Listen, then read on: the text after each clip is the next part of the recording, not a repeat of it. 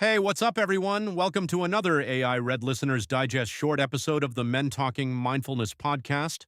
This is your AI narrator, and today we're covering an episode where Jon Macaskill sat down with Dr. Varpas de Sa Pereira, a U.S. Marine veteran, former USASOC Special Operator, and now a clinical psychologist at the VA who's dedicated his career to understanding what happens to warriors when the war is over. Or more accurately, what happens when the uniform comes off and nobody hands you a manual for what comes next. Full episode audio and video links are in the show notes. Dr. Varpas coined a term that reframes the whole conversation about veterans and mental health, warrior withdrawal syndrome. And the word withdrawal is deliberate. He's using the substance abuse model on purpose.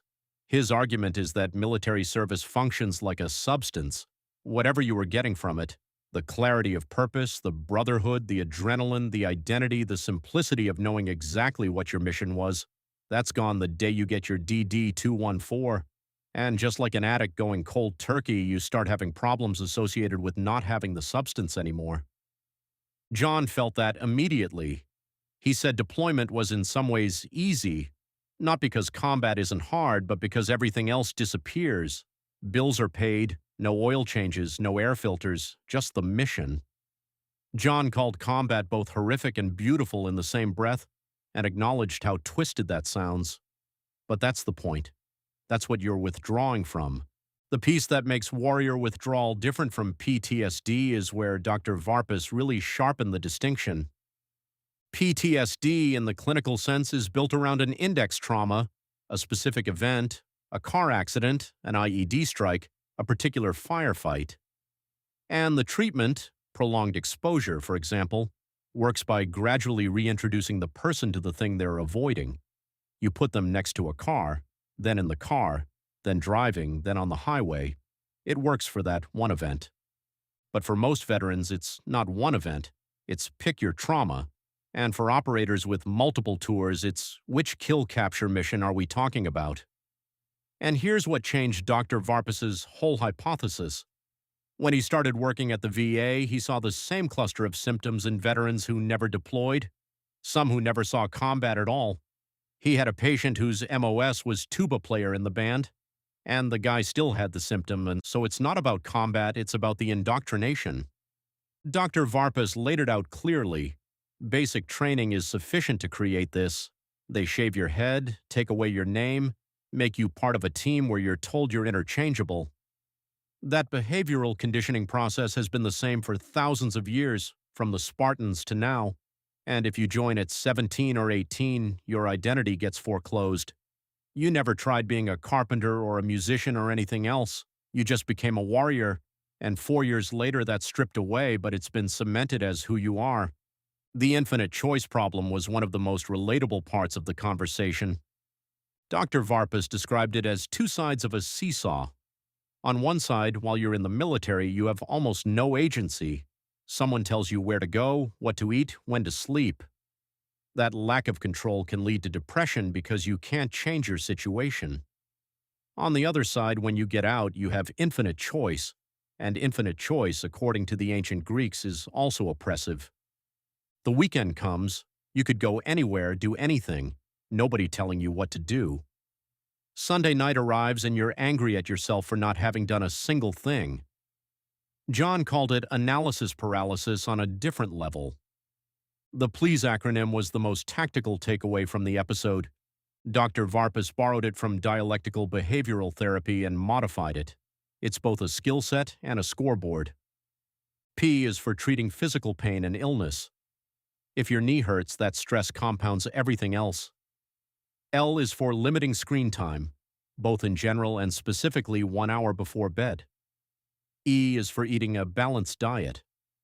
The Snickers. You're not you when you're hungry commercial, but applied to your whole life. A is for avoiding mood-altering substances. If you need alcohol to sleep and caffeine to wake up, you're bench pressing 450 pounds with an exoskeleton. You're not actually getting stronger. S is sleep, which Dr. Varpas called foundational to everything.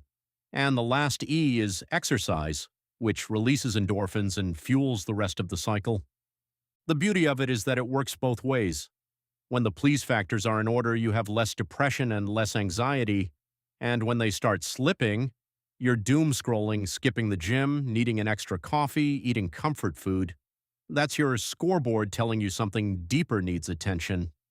And here's the part that landed with Jon. You already know all of this. You make your kids do every single one of these things. Eat a healthy breakfast before the test. Get to bed on time. Put the iPad down. You just forgot to apply it to yourself. On sleep specifically, Dr. Varpas said nothing else matters if you're not sleeping. He compared it to brake pads on a vehicle.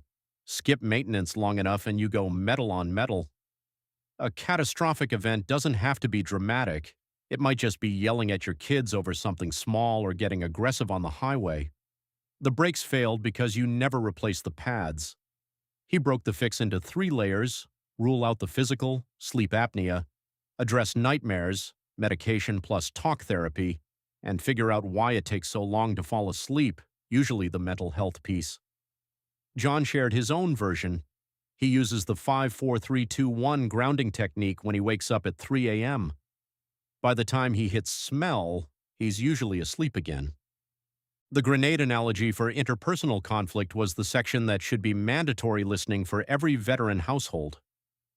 Dr. Varpas said veterans have been conditioned to respond to attacks with violence. When your spouse throws a verbal grenade, your training kicks in. You catch it, throw it back, and follow up with a couple of your own. Escalation every time. But the fuse on that grenade is your capacity for mindfulness. If you've been doing your please skills, that's not a 3 to 5 second fuse, that's a 2 to 3 minute fuse. Long enough to examine it, replace the spoon, put the pin back in, and set it down. Haven't been doing the work.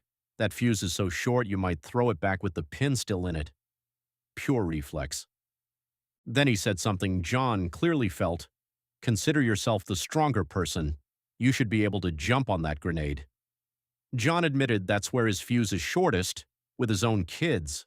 And Dr. Varpas responded, your kid does the thing that annoys you because it works. You want it to change. Change the response. The marksmanship as mindfulness section closed the episode perfectly. Dr. Varpas walked through the full firing sequence: bone support, muscle relaxation, push-pull grip, cheek weld, eye relief. Breathe in, breathe out. If you like what you see, weapon goes on fire, slow, steady trigger squeeze. And in that moment, you don't know if you need to change the air filter at home. You don't know if you're married. The only thing in your mind is a crisp, clear front sight post, bisecting the target in half. That's mindfulness, active mindfulness, and it breaks down into skills veterans already have. The body scan is your shooting position. Your natural point of aim is a breathing exercise. Slow, steady trigger squeeze is a mantra. You already know how to do this. You just need to apply it somewhere other than a rifle range. If this one hit home, if you're in that first 6 months out and nothing feels right, or you're 20 years out and you still miss the clarity, here's where to go next. Jon and Will have a free A2A awareness self-assessment that gives you a real picture of where you stand. They also have a free focus app. And the full A2A, Awareness to Action course has limited free access right now, so you can get a taste of what the program offers. Links to all of it are in the show notes, or just text MTM to 33777. Dr. Varpas's book, Warrior Withdrawal, is linked there too, and he's on Instagram and X at @Dr. Varpas. Until next time, everyone, take care.